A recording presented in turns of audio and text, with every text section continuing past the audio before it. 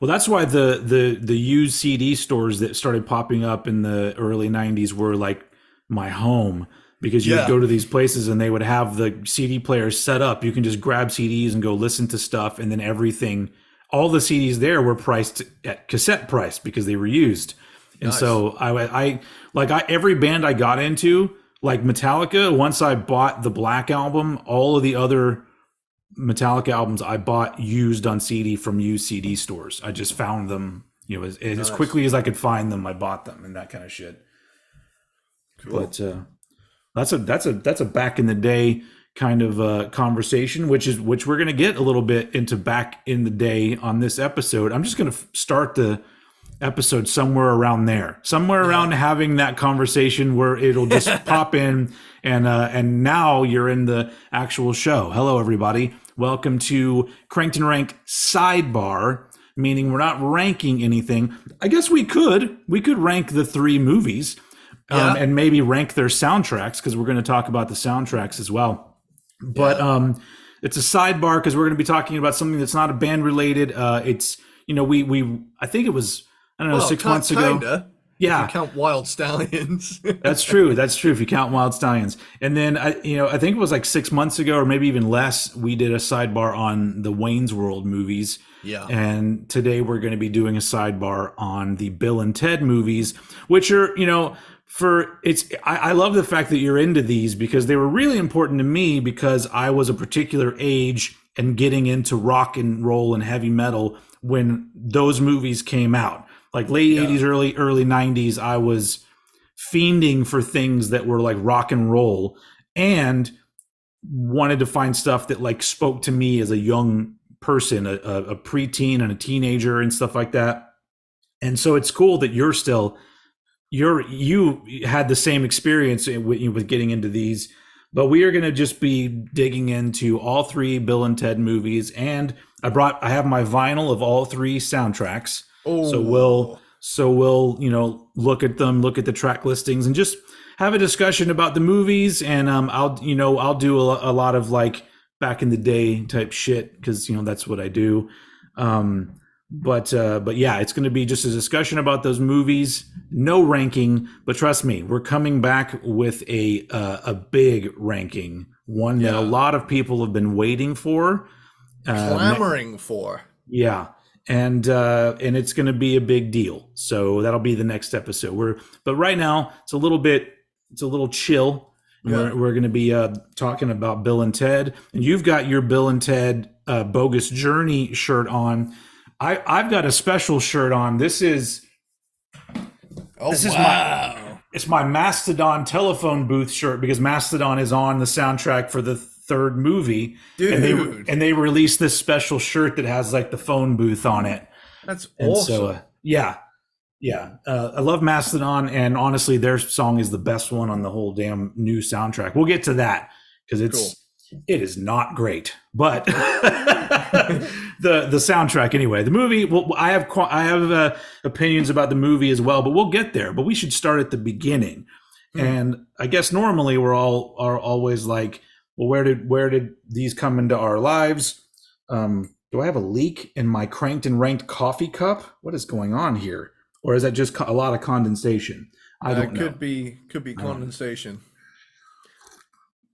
Anyway, all right. Well, that's a thing. Anyway, so I saw Bill and Ted in the theater 2 or 3 times.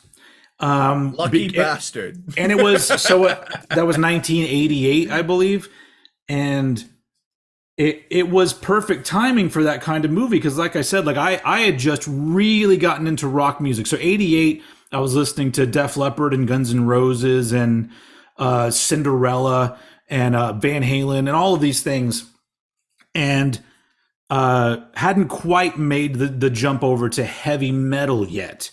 Hmm. but I knew that it was something that I wanted. And I think as a kid, as like a 10-year-old kid, I was just kind of like, I'll get there eventually.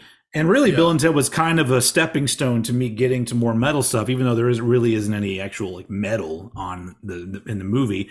But I just remember seeing the trailer for the movie, and it really appealed to me because not only was I into the whole rock and roll thing, but it also seemed funny. But then on top of that, it was a time travel movie, and I grew up with a lot of Doctor Who in my life. And so as soon Yeah. as I saw they were traveling in a phone booth, I immediately ran home to my brother, who I've talked about him before. He's a huge Doctor Who fan. And I was just like, there's a movie, and they're like metalheads, and they travel through time in a phone booth. We got to see this movie. And so I think I went to go see it with some friends, and then saw it again with my brother. But I was really into it. The one memory I have from back in the day is they occasionally, for certain things, would release um, textbook covers. I don't know if when you were in school, did they have you put covers on your textbooks, like either paper or whatever? Like you would get a textbook and you had to wrap this paper cover around it. Did you have to do that? Kinda. I did. I put Kerrang posters on mine. Okay. Well, I had a Dimebag Darrell maths book.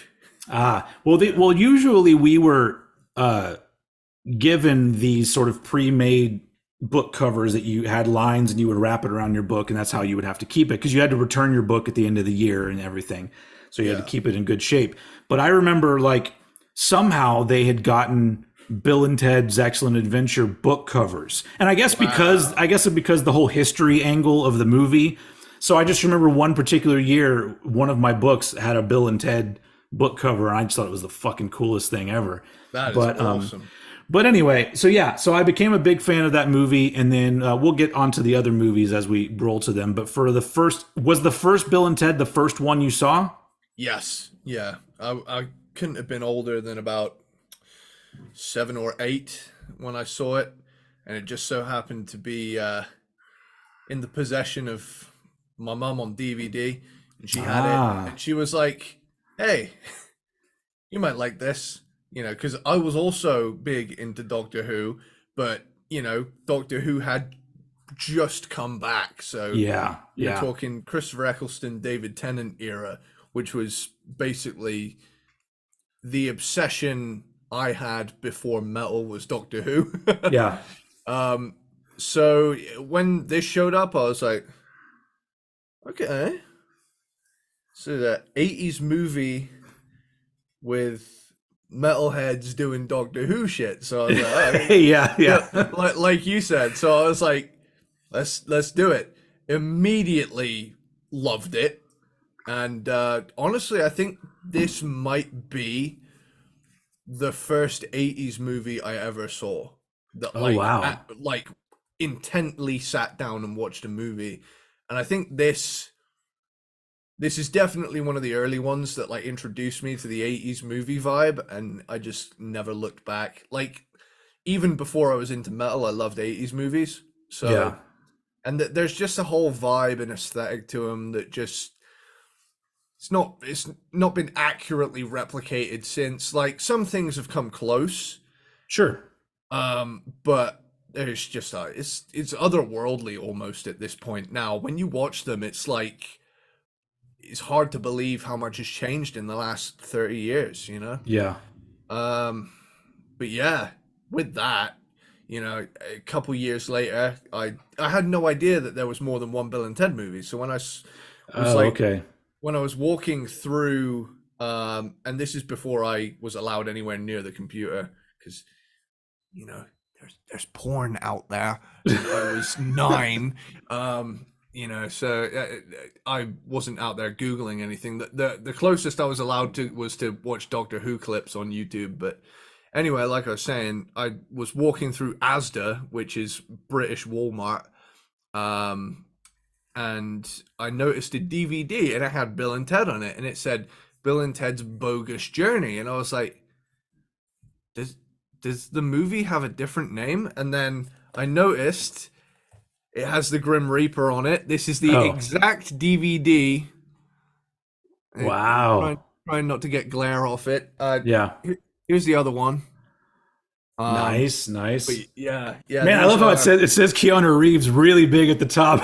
yeah, yeah. Keanu Reeves. Alex Winter. But Before yeah, he was trapped in the Matrix, he was trapped in time in the phone booth, Bill and Ted. oh man, do you know what? Just while we're on a Keanu Reeves thing, Yeah. do you know what like struck me the other day? I happened to be watching Speed, and you know the part where the bus, jumps that gap, right? Yeah. That's not even the most unrealistic part of the movie because I watched the part earlier where the dude on the bus pulled the gun on him. No way Keanu in real life wouldn't have just lit that fucker up.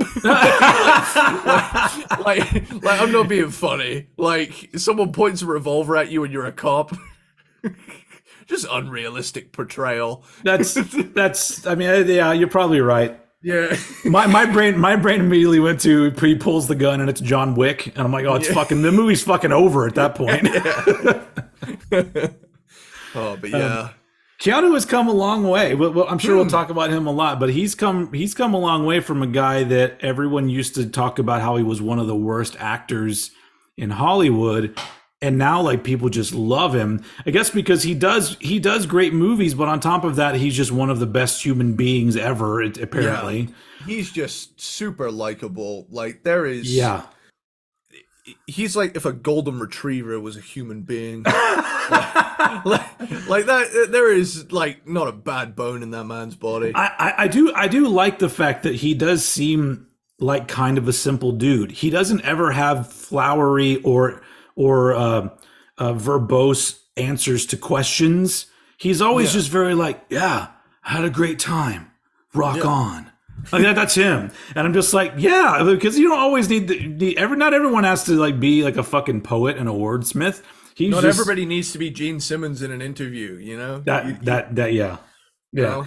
But anyway, but I guess let's touch on Bill and Ted's Excellent Adventure. Like I've seen it, a lot of times, and the thing that for the first two movies for sure, because I've seen them so many times, the things that stand out to me is the fact that I feel like as filmmaking goes, like cinematography and everything, they're both movies that seem like they took that shit very seriously, especially Bill and Ted's Excellent Adventure. It looks like, just as a film, I'm like, it's really well put together and edited, and like you never would have known it's a movie they didn't expect to be very popular. They just kind of put it out.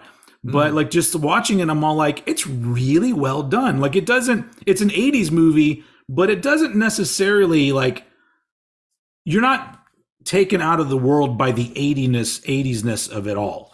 Like you're it's fully immersed. Yeah. Yeah, it's very well done. And the special effects, they are what they are, but compared to some movies, they still hold up pretty well. And they were pretty smart with not trying to do so much shit. Like aside from the circuits of time parts, it's mostly just like some electricity and then all of a sudden the box is there. Yeah. But I just, it's one of those, the first Bill and Ted is one of those movies that it's like, several movies from my childhood where the entire movie is like a song, where I know I know where the music cues come in. I know how dialogue goes with a song that's playing with it at the time. And I could just recite the movie along with it as it was going. Cause it's just, saw it a few times in the theater, but once it came out on VHS, I had that and I watched it all the time. In fact, I believe that Bill and Ted's Excellent Adventure was the first time as a young person I was annoyed at the pan and scan VHS style, because they didn't do letterbox back then. It wasn't a thing, because as soon as they started putting letterbox editions of movies on VHS, my brother worked at a video store and people would come back saying, there's something wrong with my video. I don't know why he's British now. There's black bars on the top and the bottom. And my brother had to explain to them, no, that's so you can see the full picture. The full picture's gone. I want my TV to be filled with a picture.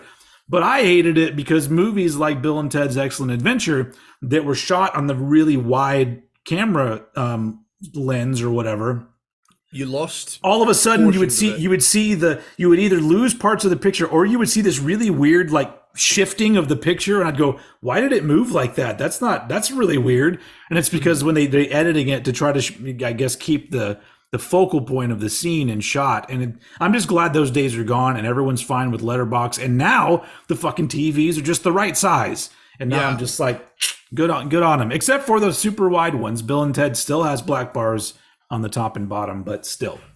Yeah, it's one of those weird things as well where, it's called the aspect ratio, isn't it? Where you There wonder you to go. yourself, you wonder to yourself why it wasn't just fucking designed as a rectangle in the first place. You think of a TV back then, and it's a square. Yeah. But cinemas have always had rectangular screens.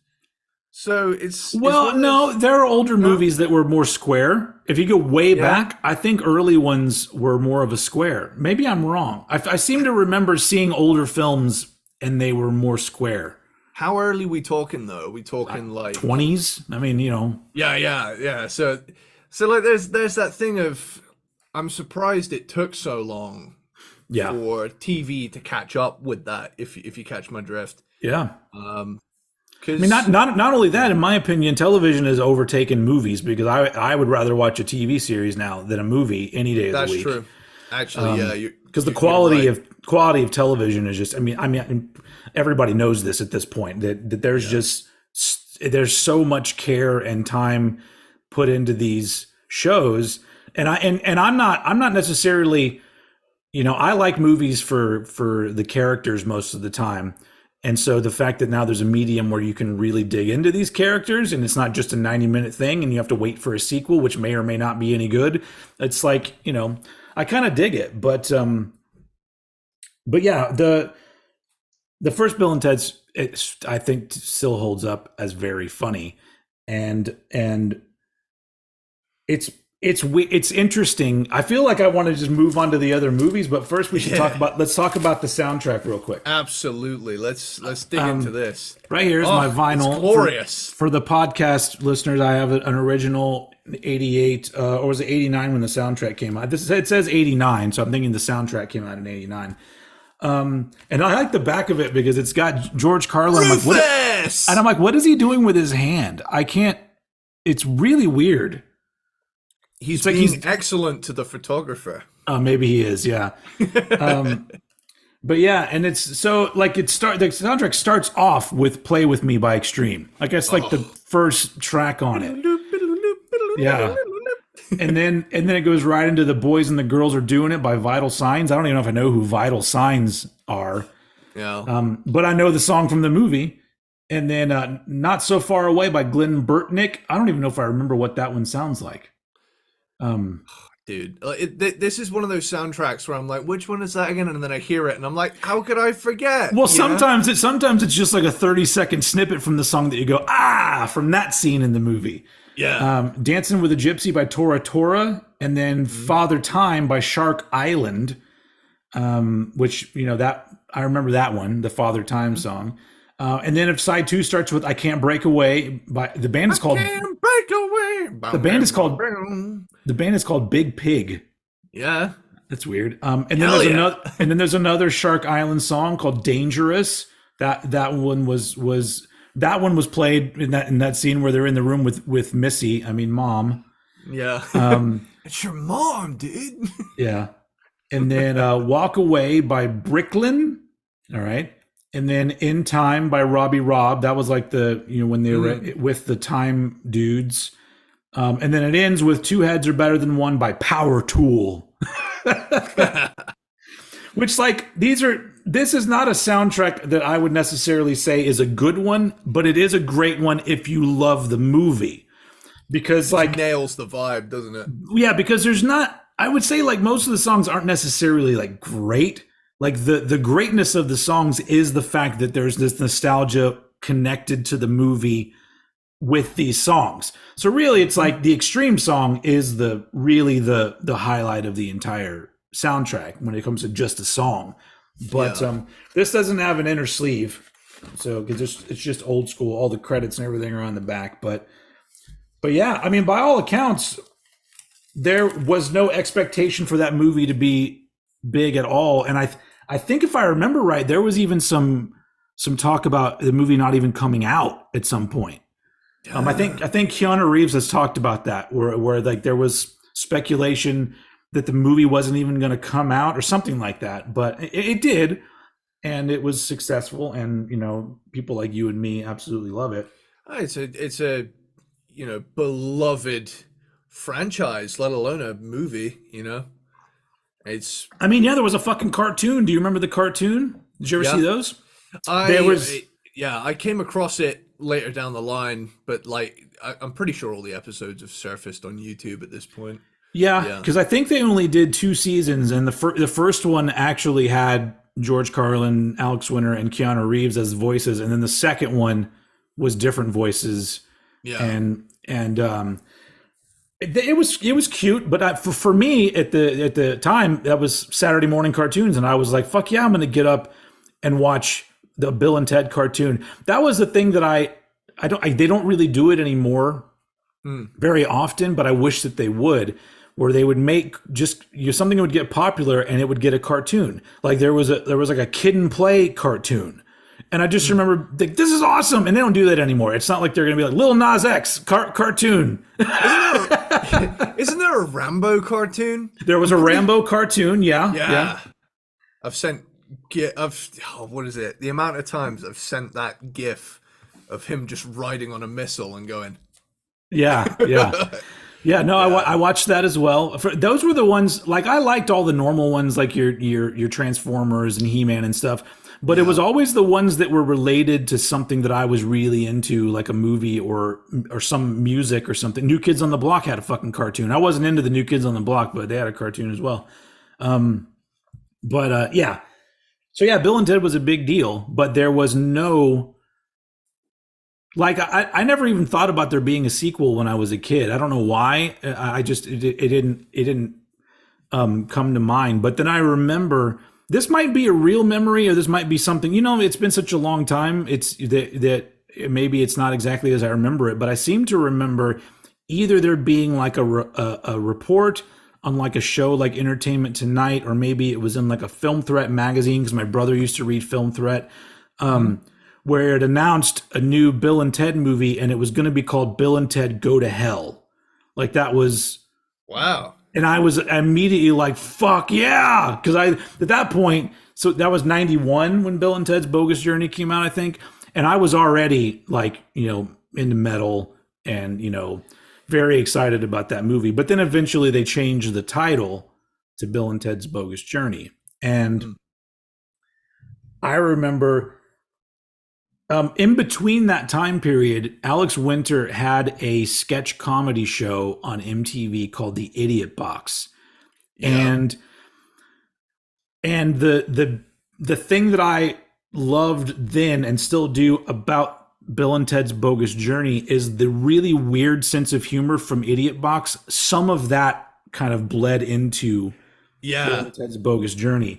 And because Bogus Journey is insane. it's batshit, and I love that about it, because it's like making a batshit crazy movie that still has a lot of heart. Like, how the fuck do you juggle that?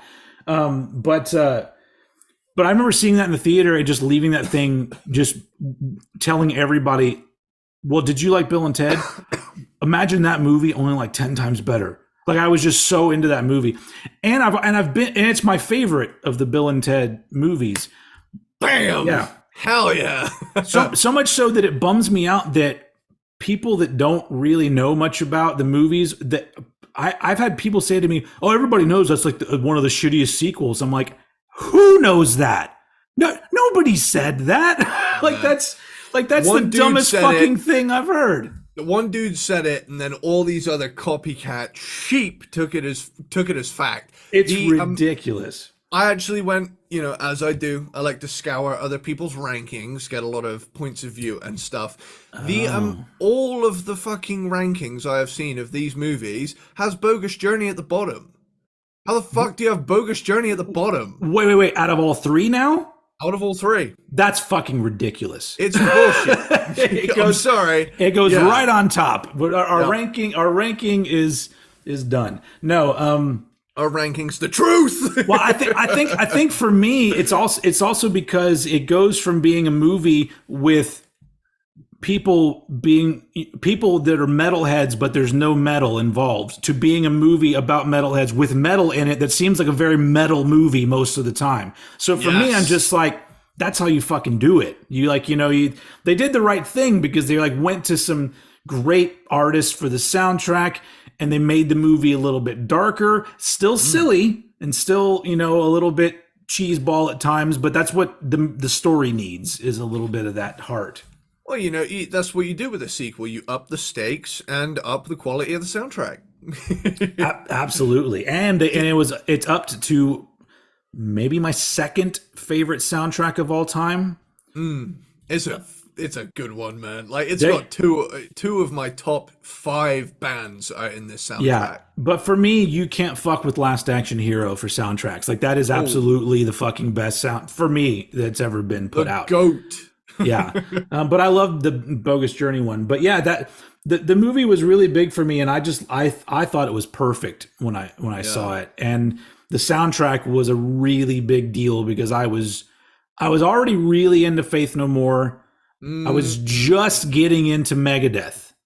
Yeah. And I was also into King's X, who's on the soundtrack. We'll just pull this one out. I feel like we're zooming quickly through this one. There you go. I need it. Bill and Ted's Bogus Journey soundtrack. I love the cover. That's like just such a great. Well, it's on my shirt. Oh yeah, that's right. That's right. And then the back with the scenes from the movie, and then the track listing. Which does this one have a printed inner sleeve? This one does have a printed inner sleeve. Hey. As that, and then it has song credit. I don't think there's lyrics. There's actually lyrics. They actually put lyrics shit. in the soundtrack. But anyway, that was one of my holy grails I had to hold out for till I found somebody on Discogs that had a pretty affordable price. I don't remember what I paid for it. I'm sure it was a lot for some people's standards, but it's worth it. For something this one, like that, dude, it's worth it. I would say there are 2 songs on here. It's not all 100% killer, but the songs that I don't think are killer are still pretty good. So it starts out with Shout It Out by Slaughter, which is actually a fucking really good track, and goes into probably the best Winger song I've ever heard, Battle Stations. Oh, I fucking love Battle Stations, dude. I have no problem with Winger, but like that's a song that like holds up. Like I'm just like that transcends. It rocks. Yeah. Then of course we've got Kiss with God Gave Rock and Roll to You 2, which is a classic. And Absolutely. Then Drinking Again by Neverland. That's one of those ones that was in some scene of the movie, and the song doesn't always ring a bell to me. Well, it says here it's not used in the film, but was instead used in a few trailers for the film. Ah, that probably makes sense. And then Dream of a New Day by Richie Kotzen. And that one's okay. Then The Reaper by Steve Vai. This is the instrumental one, and that closes out side 1 of the soundtrack. Now they stacked side 2 pretty heavily with the badass shit, because it starts with The Perfect Crime by Faith No More, my favorite Faith No More song, hands down. Oh really? Yep. The one that's become my favorite of their sort of non-album tracks is got to be the Cowboy song. Like it is that one too. So fucking good. But and then Go to Hell by Megadeth, which is an amazing Megadeth track, and then Tommy the Cat by Primus. This is insane. this is the why I got into Primus, because I heard this soundtrack and I went to buy Sailing the Seas of Cheese, and then I became a Primus fan. Can I just do the yeah.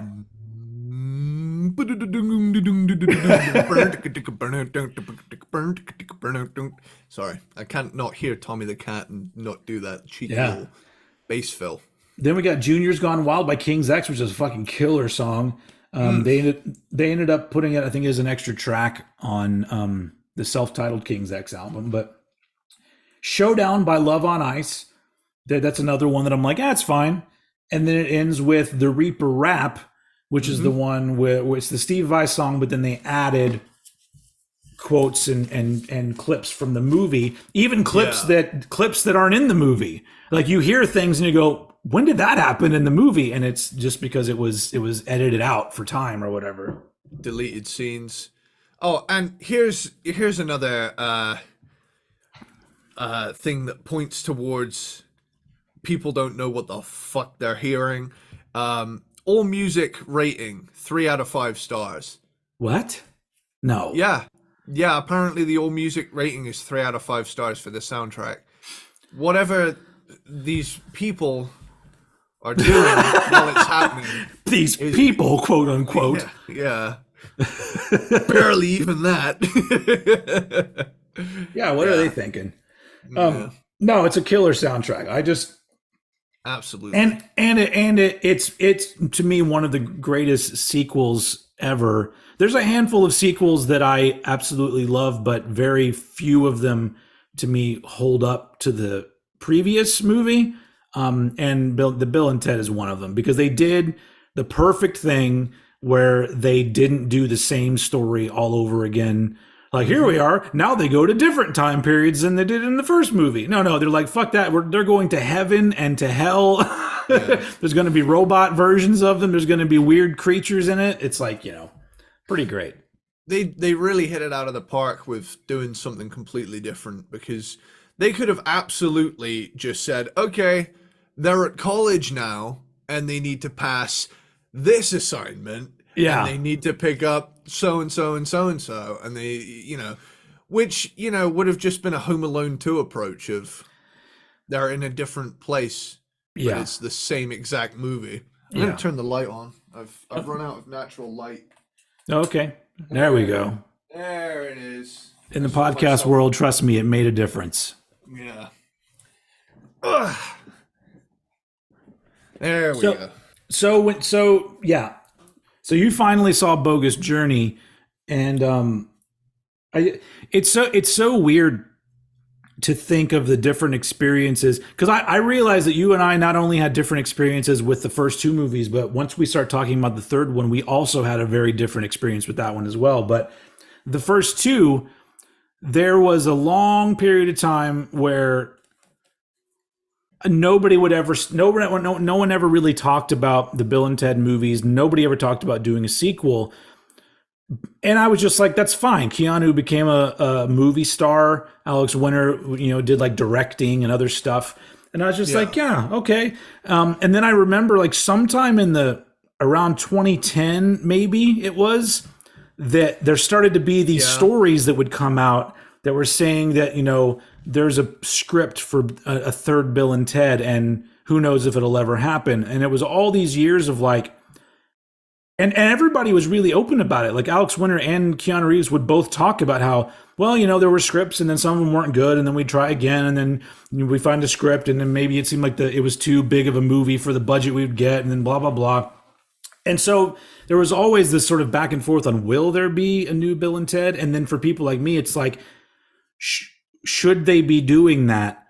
But what ended up happening is that I don't know what exactly happened, but because for a while there, if there was going to be another movie in a franchise that was popular in the 80s or early 90s, it would always be a reboot or just a remake of some kind. And then eventually the movies started to come out where they're like, you know what? I think people would like to have a movie about these characters older. And that's why I finally went, yes, absolutely. Because like, why not? If you love the characters so much and you can come up with a good story, why not do a movie about these characters only older? In some cases, it would be funnier. Like I'm still waiting. I don't know when it's supposed to happen or if they even started making it, but they're supposed to do another Spinal Tap movie. And everything I've read about it, I'm like, oh, it's going to be fucking hilarious because they're now going to be like the old man band still trying to make it. And I'm just like, it's going to be so good just because of that alone. But so they finally announced the new Bill and Ted movie. And at that point, Alex Winter and Keanu Reeves both in their 50s, and that idea of it, I just went, yeah, that's so great. And it made me feel so, because I've been waiting like for 30, not 30 years, well, almost 30 years for there to be some sort of sequel or something else, because I'm just that big of a fan. And then I remember that there were articles and interviews where they would give little nuggets of what the story might be. And the thing they always started with was that Bill and Ted have not written the song that changes the world yet. And that made me very happy. But I started to form my own theory of what the movie was going to be in my head.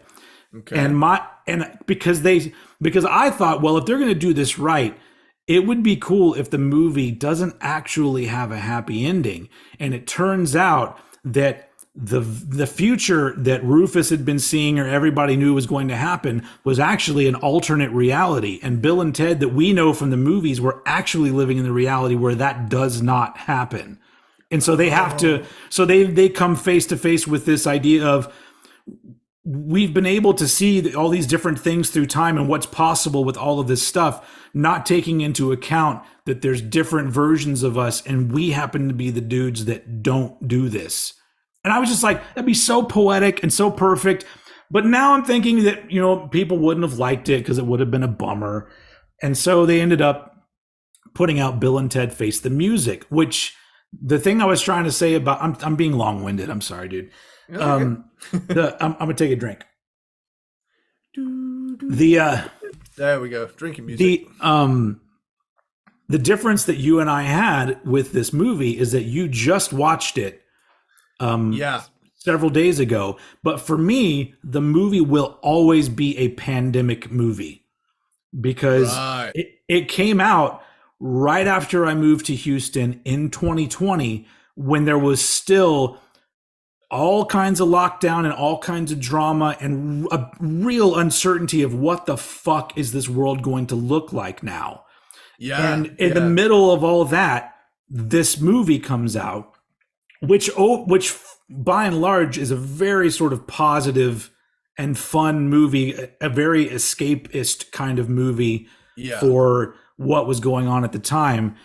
And I appreciated that aspect of it. Now, before I go into my thoughts on the movie, because I've had several times to watch it and a couple years to marinate on it, I would like to know your first viewing of Bill and Ted Face the Music. What were your thoughts on it? I was pleasantly surprised. Okay. I kind of went into it thinking, okay, there's going to be some fan service here. Mm-hmm. There was.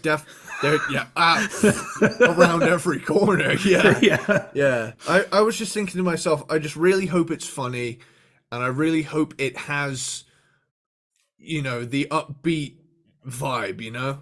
Yeah. Because I'm glad it had a happy ending. Yeah. Just in the spirit of the 80s sort of thing. Yeah, I agree.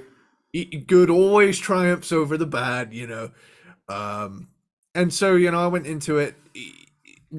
I couldn't believe that it came out in 2020. This is genuinely one of those things that just completely escaped me. Yeah. I wholeheartedly intended on watching it. And then 2020 wrapped up. Then 2021 wrapped up. And then 22 wrapped up. And then by the time we decided to do this, I thought to myself, oh yeah, Bill and Ted Face the Music came out last year. And then I was like, oh, you mean it's approaching 3 years ago? Yeah. Well, shit. Okay. I better get in on that. Yeah. So my biggest gripe personally was the soundtrack. That is the one area that I felt was lacking the Bill and Ted vibe. Yeah. Everything else, to me, the humor, the alternate versions of Bill and Ted, I thought were really amusing. Oh, hell yeah. My personal favorites being the English accent ones, Yeah. Bill is just way into it. He's there with this like 70s, 80s rock star hair and all the animal print over him. and he's talking like this, and it's Yeah. like He's like Adele Preston. yeah. And then obviously Dave Grohl shows up because nowadays Dave Grohl is involved in everything rock and roll. That's true. I'm You okay with know, that. yeah, oh yeah, absolutely. He just, you know, if there's going to be like a cultural milestone, like a third Bill and Ted movie, Dave Grohl's gonna have his recognizable mitts on it somehow. Yeah. But yeah. I thought it was a fun, awesome movie. I still very much love the first two the most, and Bogus Journey as my favorite. Yeah. But I thought it was a good movie. The Like I said, my biggest gripe was the soundtrack because to me, I mean, we can just jump right in because you've got it on vinyl, haven't you? Well, Said? yeah. Before we do that, I'm gonna talk about the movie. We'll get to the soundtrack because I agree the soundtrack is not great, but it is what it is. But the movie, so our rankings would be the same. It would be Bogus Journey on top, Excellent Adventure, and then the bottom, Face the Music. And when I watched the movie the first time, I enjoyed it, but something felt wrong to me, and it bothered me. And I don't know if you remember this, but we had a discussion, and I told you I need you to watch this movie because I need to know if I'm wrong about how I felt about this. And then it just took you 3 years to do it. But the first time it was because the song that they end up playing at the end of the movie, I'm like, this isn't really that great. It's kind of anticlimactic. And on top of that, they go out of the way to explain that the song is not important. It's that everybody was playing it together. I'm like, well, if that's the case, just play a fucking AC/DC song. I'm just saying, like end it with something cool. Like You Shook Me All Night Long is the song that brings the world together because it doesn't matter what song it is. It just matters who's playing it. But, and I just remember just thinking like, the song has too many like things that are tied to right now that are going to Date it in the long date run. it in not a good way, I don't think, because it's around the time that like every song had like people singing like ahs, like ah or whatever. I'm just like, okay, we don't need any more of that. Just get rid of that. But I mean, I think part of it was just me wanting it to be a metal movie. And it very much is not a metal movie, even down to the song that they play at the end of the movie. Where sure, there's some guitars in it, but it's mostly it mostly could just be like a Mumford and Sons song with guitar solos in it. Like it's Well, hang on. If I get this up, Bill and Ted face the music. Mm-hmm. Bill and Ted face music.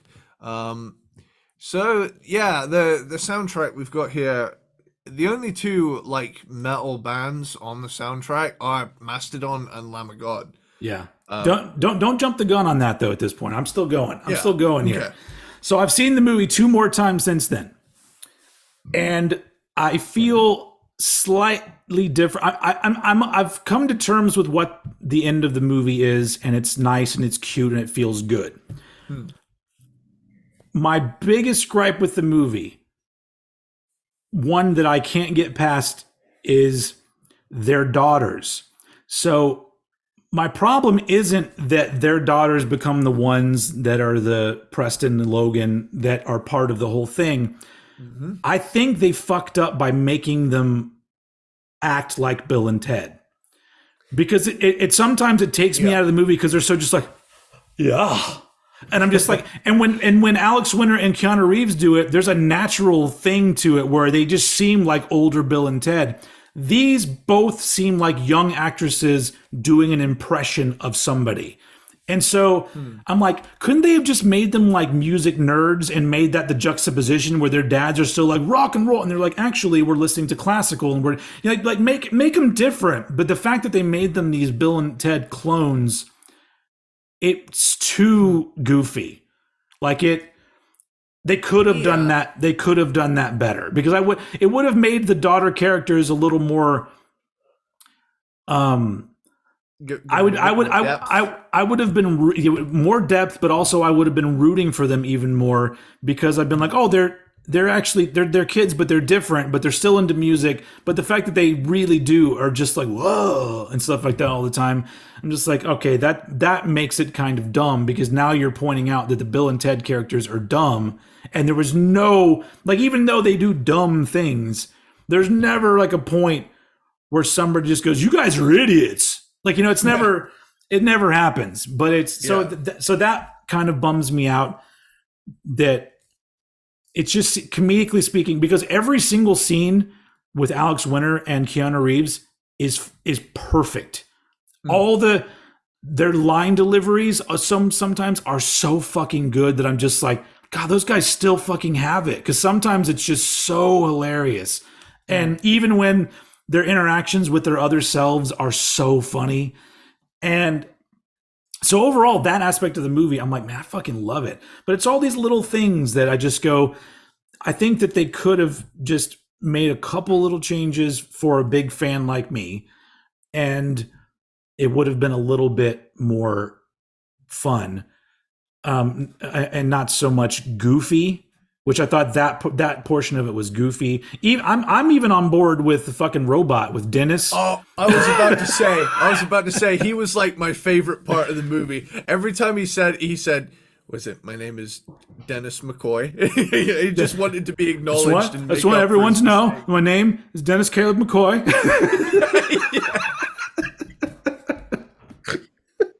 That's that. Have you ever seen that show Barry on HBO? With Bill Hader. Oh shit! He's in that. He's in that show. He has a bald head in the show, and he's what's his name? God damn it, I can't think of his name right now. But he's in Barry, and he's hilarious in that show, and he plays the robot in. Anthony Carrigan. Is that him? I don't know the actor's name. Bald dude. Yeah, I mean, he's a bald dude. Click on him. Go to and look at his Barry. NoHo Hank. Yeah, NoHo Hank. NoHo Hank. He's like the funniest part of Barry, and he's pretty funny in Bill and Ted. But yeah, but these are minor gripes, and it's really hard to make a movie that's going to hold up to two movies that have been a part of your life for 30 years. So I give them some props for how good some of it really is, and then other things I'm like, I'll get used to that. Just the same way that like Wayne's World 2 is nowhere near as good as Wayne's World 1, but over the years, the little shortcomings of it, I've gone, okay, I'm into that now. I think you like 2 better than 1 for Wayne's World, don't you? No, I still like the original. I'm still very much a first Wayne's World is the best Wayne's World guy, but I have an affinity with Del Preston because don't we all? Yeah. But here's the soundtrack, Bill and Ted Face the Music. Honestly, I just bought it because I'm a Bill and Ted fan, and I just wanted to have all 3 soundtracks. And yeah, there's so much like that middle of the road rock music from today that's barely even rock music. That's like that bums me out. So you've got Lost in Time by Big Black Delta. I don't remember that song. Big Red Balloon by Alec Wigdal. Don't remember that song. Beginning of the End, the Wild Stallions edit by Weezer. It's a pretty good song. I for the end credits and stuff, when that song comes on, I'm like, all right, I like it. I'm okay with the Weezer because they at least threw some guitar harmonies and tried to make it a little bit more rockin'. Yeah. Story of Our Lives by Cold War Kids. Cold War Kids is not a bad band at all, but it's not very good for this soundtrack. Then we get to Rufus Lives by Mastodon. Great song. Best song on the soundtrack for me. Circuits of Time by Big Black Delta. They get 2 songs on this soundtrack for some reason.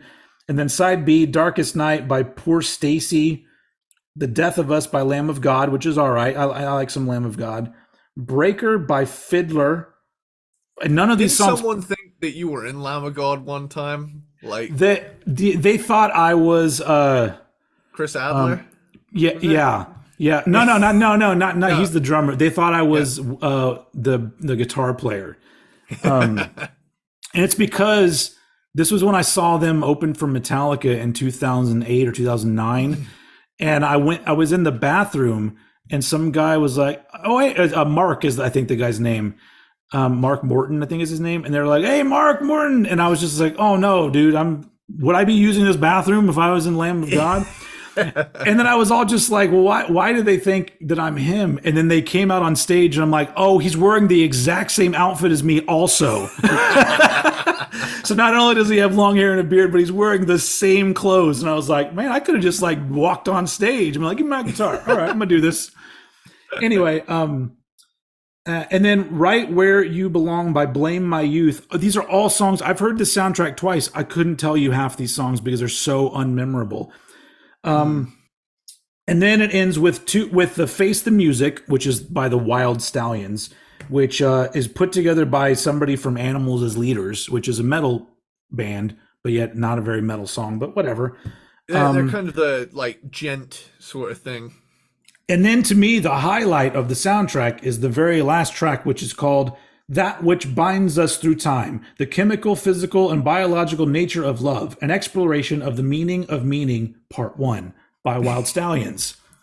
And that's the one they play at the wedding at the very beginning. Where he's like a theremin and the throat singing. Yeah. I think this is colored too. Yeah, it's pretty cool. It's a purple. Oh, that's sick. You Yeah. know, It's give them over. credit.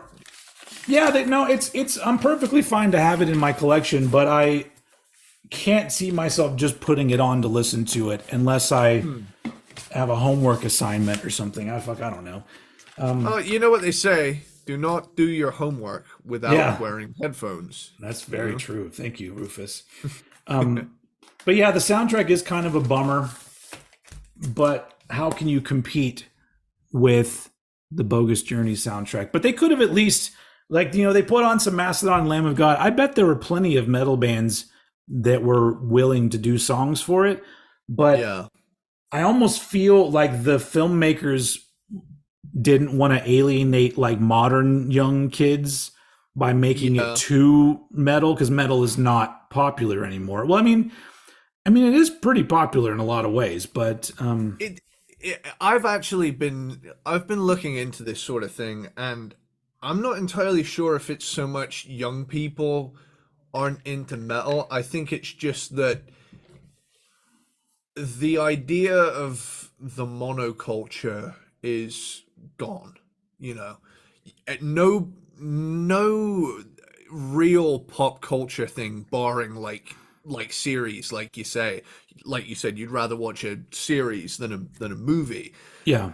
Aside from like anything that has like a franchise going on, I think everybody very much has a niche, and everybody kind of keeps to their own niches. I mean, you've got your superstars, and then you've got everyone else who does their own thing. I mean, there's a big 80s metal thing on TikTok, there's countless, like, what happened in the last 15 years is that the internet kind of allowed for everybody to just kind of go off and do their own thing, but with that, no one thing is big anymore, so you don't get these cultural leviathans the way you did before. I mean, if you look at the amount of money Guns N' Roses were bringing in like 1991, that is fucking astronomical compared to what like a big band would do now.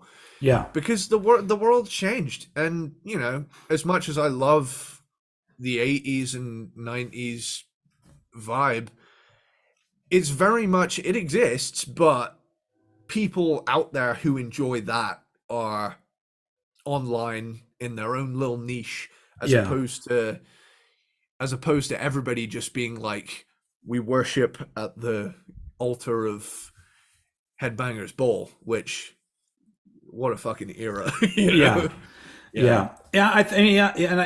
It sucks because not everybody will know. I mean, we've talked about this before, like the availability of music and movies and shows and all of that stuff now, and the variety out there now. It's got positives because I love that there's so much new stuff to discover, but there's also negatives because nothing seems that special anymore. And you'll never see it all as well, because like, sorry. I kind of cut you off there, but it's you almost feel overwhelmed now as Yeah. well. Like with the amount of content that's coming out, it used to be, you know, you'd watch a Star Wars movie and that would be your evening, and you got pretty much everything out of it. Yeah. Nowadays, there's how many Star Wars series now, and Oh it's shit. like, That I've resigned that I'm never going to catch up on any of those things. Any of the big franchises, like, I've unless they're just mostly movies, like, I've seen all the Fast and Furious because it's just yeah, movies. It's not, but yeah. I've always yeah. been a big Star Wars fan, so that's like my big franchise I'm Yeah. sticking to. But you know, there's so many things out there now. Like I am never, ever, ever, ever gonna manage to carve out the amount of time it would take at this point to invest in the Marvel Cinematic Universe. There is simply Oh so yeah. much there now that Well, it would feel impossible for me. yeah, and I agree with that, but I also feel like that's just not for me though, because Yeah.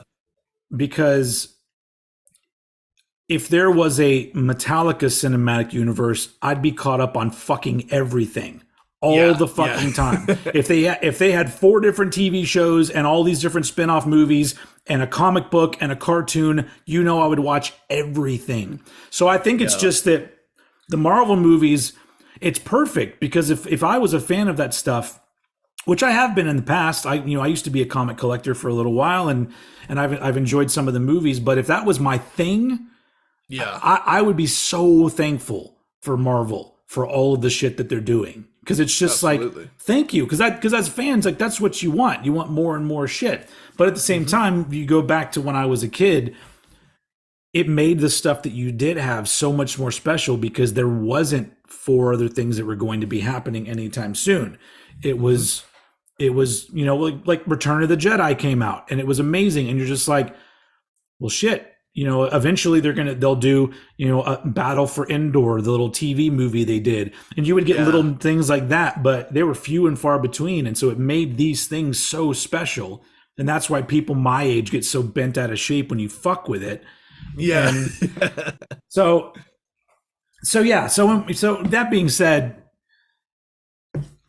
with Bill and Ted, they made a movie that I think did the best with what they needed to do, which is serve the fans and give them something, kind of a love letter, but at the same time create a movie that a lot of people can enjoy. And Yeah.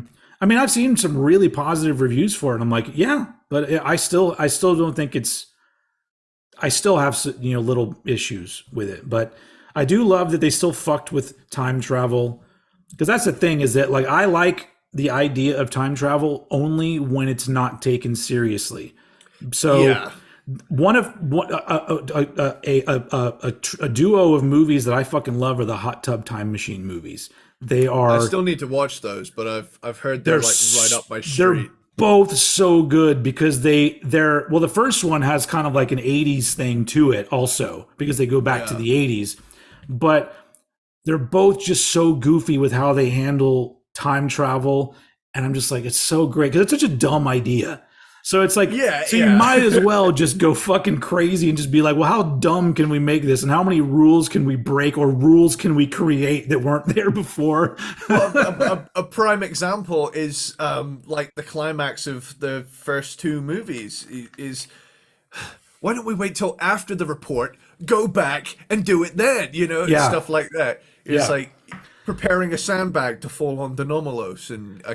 cage. And It's if, like, I have a key and another gun. And it's yeah. like, we put the gun there. Yeah, and if you really try to think about mathematically or time wise how that would all work, you're like, what? Especially in that's my favorite thing probably about Face the Music, is the idea of them.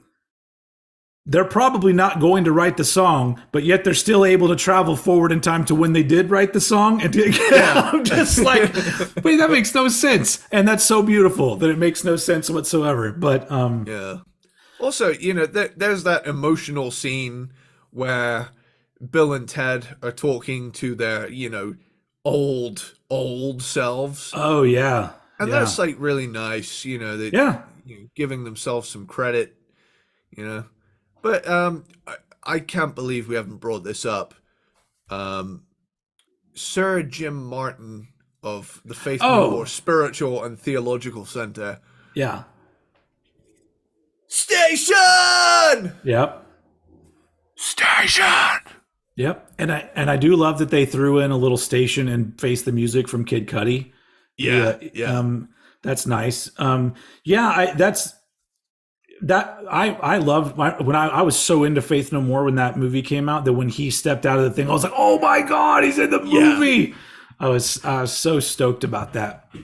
And he's just such an iconic character of the late 80s and early 90s. Like Yeah, there's a definitive Jim Martin look, you know. yeah, I agree. The red shades. He's looking down at me from above here on a poster, and Oh, for real? he's got yeah. I have the Faith No More poster with Mike Patton jumping in the air, and then it's got a picture of them as the band below it, and he's got the red shades, but he's got like a black leather vest also. And I'm Yeah. like, oh, he's rocking that look, and his hair obviously all big and everything. I've got a poster on the door just to Hmm. the left of me. It's got Jim rocking the red T-shirt tucked into jeans with the cowboy hat on, and Oh, the he was definitely the most fashionable of the band. yeah. You know what? Like even in that photo where everybody else is in their underwear, but he's still dressed the way he Yeah, dresses. You know, yeah. I always loved that. It makes me kind of sad that he wasn't a fan of the Angel Dust material because I love him on that album. But So do you I. know, Yeah. it's just one of those things. The way it pans out, you Well, know. from from what I've read because I read that whole biography or autobiography biography they wrote on them, and Yeah, they do talk about like by all accounts they already just weren't getting along anyway. So I think Mhm. whatever music they were going to be making around that time, he was probably just going to be like, look, I don't really like you guys, but uh, but they did manage to put out some great shit with him, including one of the songs from Bogus Journey. Are there other? I'm trying to think of other. Were there other cameos in the movies? In the movies from people like Dave Grohl, obviously, is in Face the Music. I feel like. yeah, Oh no, well, obviously in Bogus Journey, Primus is in it. yeah, yeah. Um, I think that's really it, actually. Now that I think about it, although also, isn't. Go ahead. I was just gonna say we got to talk about the Grim Reaper in a minute too, because he's just Yeah, such a great character. But yeah, he but played by William Sadler, yeah, who plays the villain in Die Hard 2, which I think is a really underrated sequel. Not as good as the original, but way better than people talk about it. But once again, I think that's like the Bogus Journey thing, where there's been somebody planted somewhere like Die Hard 2 isn't good, and all these people are yeah. like, oh yeah, it's not good. I know about film, it's not good. I'm just like, fuck you, it's great. I'm gonna raise my hand and say a hot take. I fucking love Temple of Doom. Oh yeah, Temple of Doom's great. You I would not say it's as good as Raiders of the Lost Ark, but it is really good. like that's the thing. But it's the same as Bogus Journey. I like its dark vibe. I like that they did something completely different. You know, Yeah, yeah. doesn't it take place before Raiders as well? So Yep. it's just like a story as it stands on its own. Yep. I've always just loved Temple of Doom. Spe- It was spe- my first indie movie, Indiana oh, Jones movie. So guess that kind of colored my nostalgia goggles. But yeah. It's fun, but that's an interesting connection there because we're talking about movies where they're just bringing back characters as old people and they're making a new Indiana Jones. I saw the trailer for that movie before the Metallica album release thing, yeah, and I had not seen the trailer yet, and I was just like, holy shit, I want to see this movie. And I don't care that Harrison Ford is 80 years old and it would probably be impossible for him to do most of the shit in the movie. I don't care. it looks fucking great. And so I just love that. Like if the actors are still alive, write a script where they're old. That's all I'm saying. Now they need to go back and they need to make a new RoboCop with Peter Weller as RoboCop, only because he's half machine and half man. That half man part of him has been aging, and and see how has it affected the robotic part of him now that his human part has now aged. Great fucking movie right there. Take it, Hollywood. You can have my idea. RoboCop 4, I guess that's what that would be. I didn't see. He's running on Windows 7 with some shit now. Yeah, they have not updated his software since the 90s. You just like get shot and you just hear the dum. I'm just that'd be funny. But I would love them to do, just because the great stories that you can write, because what better obstacle for a character to overcome than getting old. Yeah. And like it brings like such a level of realness to these characters that to a lot of us, we've lived with them for so long that they're just like real people that we know. Oh yeah, I know Bill and Ted from the movies.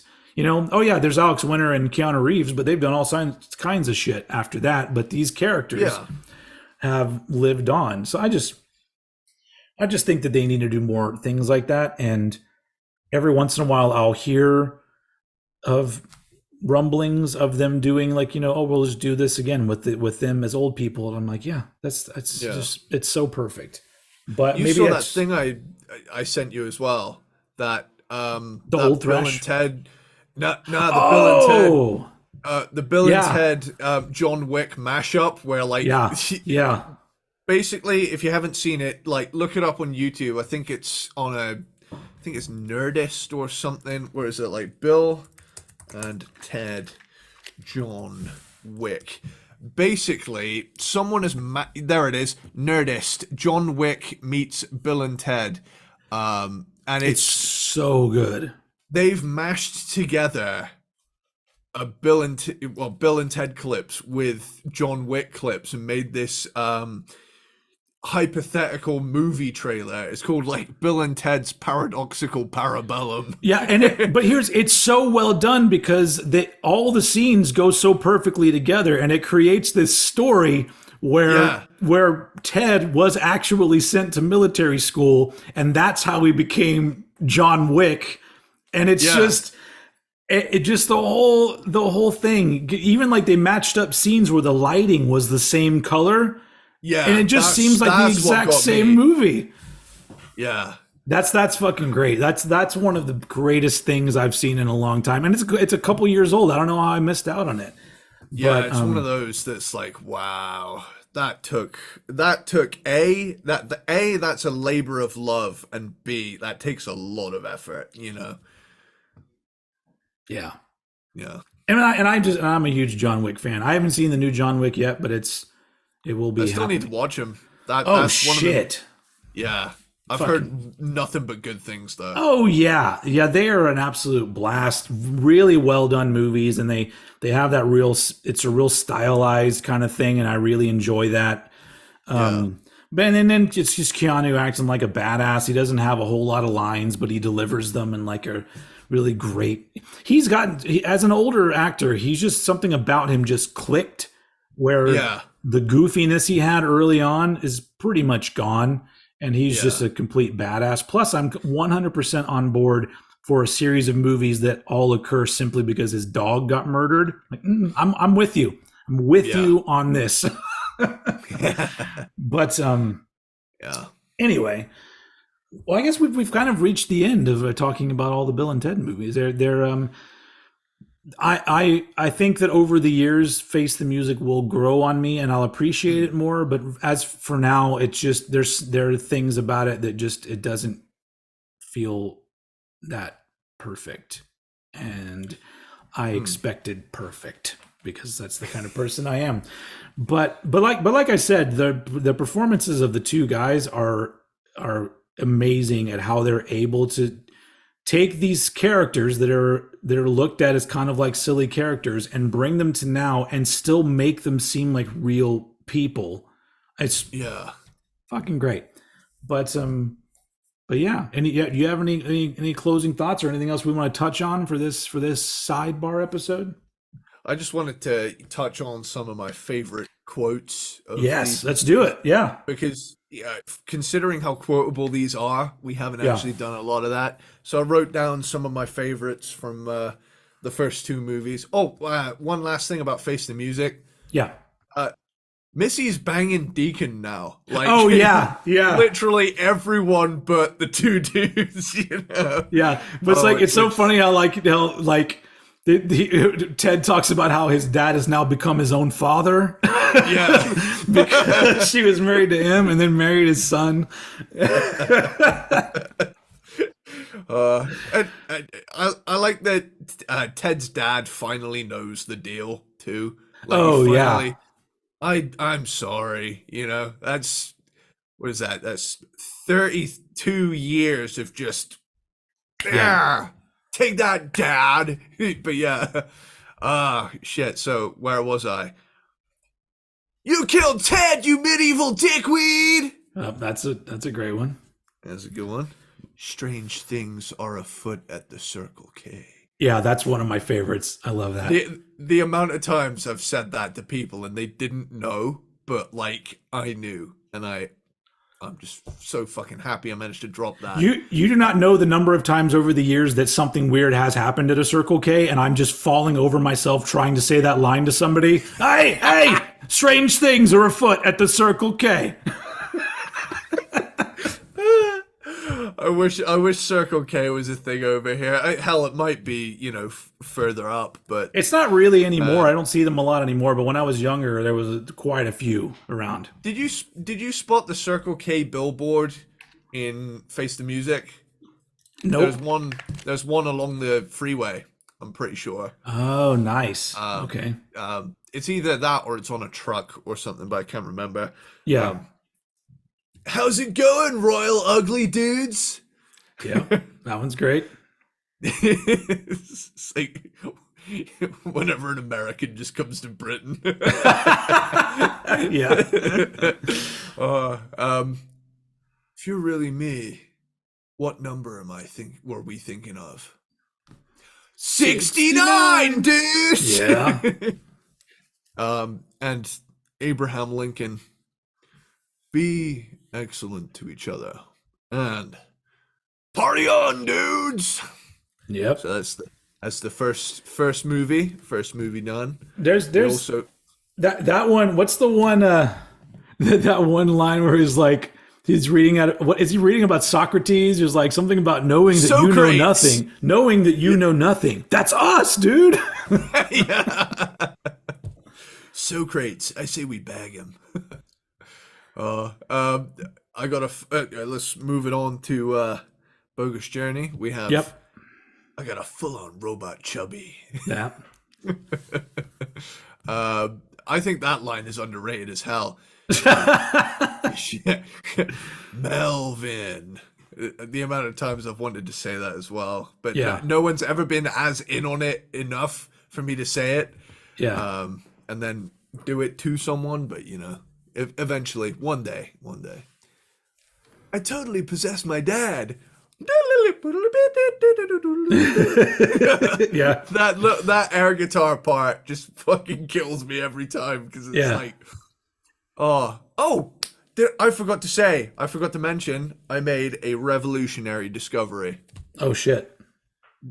The air guitar that they do to each other while they're proposing to the babes is the exact same guitar sound effect used in the May I Help You riff from Wayne's World. It's the exact same. Really? Yeah, literally, apart from the part, that. Oh, okay. Oh, you're right. You're right. Yeah. And I went and I listened to it back to back. That is not only the same flurry of notes, it is the exact same recording. Interesting. And I just thought that's really cool that ties both those movies together. There's a cinematic universe for you. Let's just throw both those characters, all four of those Yeah, characters together. I definitely feel like it was a missed opportunity to not have like a Wayne and Garth cameo in Face the Music, because I would have shit myself with excitement if that happened, even if it was just for like a single line. Yeah, But I'd have been so happy if that happened. But yeah, the personal hell thing hits different too. It's just as disturbing as when I saw it as a kid. yeah, yeah, Yeah. Oh, but to this day, the ending of Bogus Journey gives me chills. Like yeah. that ending where they get on stage and play that awesome harmonized part is just absolute. And then they transition into God Gave Rock and Roll to You by Kiss. I mean, come on, that is most triumphant. Yeah, that was honestly to me as a kid, as a young person, that was believable as something that could bring the world together. I was like, yeah, Yeah. of course, of course, the whole world would come together at that point. Yeah. You see an end to all war, conflict, pain, sadness, all because some dudes played a Kiss song. Yep. Yeah, that's how it should be. Damn it! Someone do this shit. But yeah, that's all I have to say about that. Nice. Yeah, I mean, there's. I now that I'm trying to think of quotes, I'm like, well, there's a shitload of great lines. Yeah. But what's the one? Is it in? Is it from the second movie where Ted says the princesses are from medieval England, and Bill slaps him and he goes, "Oh, medieval England, Iowa." Iowa, yeah. Yeah, I love that bit. But yeah, I mean, great movies, and then there's great lines in Face the Music as well. If you're a fan out there and you haven't watched it yet, you might take it better than me. I just have a lot of history, and there are very few movies that have had an impact on me as a young person, and I've carried it with me for so long and never like shed it, because I've shed Star Wars. I loved Star Wars so much as a kid, but I've shed that along the way. But certain movies, and the Bill and Ted movies being two big ones, I've just always been. If anyone brings them up, I just light up like, oh, hell yeah, yeah, Bill and Ted movies. So that's a big reason why we ended up doing this sidebar about these movies. But at this point, I'd say that there'll probably never be another Bill and Ted movie, because at that point, I feel like it's just kind of it's overkill at that point, because they've already sort of wrapped up the story, and. I've heard like talk of them doing a spin-off with the daughters, but It's not doing that. Yeah. Now, if they do a spinoff with Dennis Caleb McCoy, then then I'm 100% on board. I love how he reacts when he accidentally murders the whole family. He's just like, Yeah. Yeah. And he goes to kill them and then finds out they have the song, and he's like, I can't, guilt, I killed family. yeah. Yeah. Anyway, let's do that. Let's do a spinoff of that robot, because he was still alive at the end. He didn't die, so they all came back. But yeah. All right. Well, yeah. Let's wrap it up. I mean, it's been a blast talking about these movies. And if you're watching this on YouTube, put your comments below, and what are your favorites? What did you think of Face the Music? Or are you younger and you're just now getting into these? And that's even better. I love it that these things live on, and people seem to like them so much. But yeah. That's all. That's about all we have. That wraps them all up. These Bill and Ted characters, and that's all for this episode of Cranked and Ranked. And like I said, next week is a big ranking. It'll be a multi-parter. Yes. I mean, were we telling people? No, we won't tell anyone. It's a surprise. There is something that would tie it really well. Oh, tied there in is. really well. They are a band that is mentioned in Bill and Ted's Excellent Adventure. Excellent. Execute them. Bogus. Yeah. So there you go. If you know that reference, then you're in on it. But yeah, we'll be back next week with another ranking for everyone to love because they love it so much. Anyway, all right, cool. Well, that's it for this episode. Thank you very, very much for either listening on the podcast or for watching on YouTube. And we'll be back next week. And as usual, I'm going to throw it over to Mr. Eddie Sparxx Esquire to take us out. I'm gonna forego the later dude, and I think today we should just do air guitar until it fades out. Okay, that sounds good. You ready? Okay, yeah, ready? 3, 2, 1.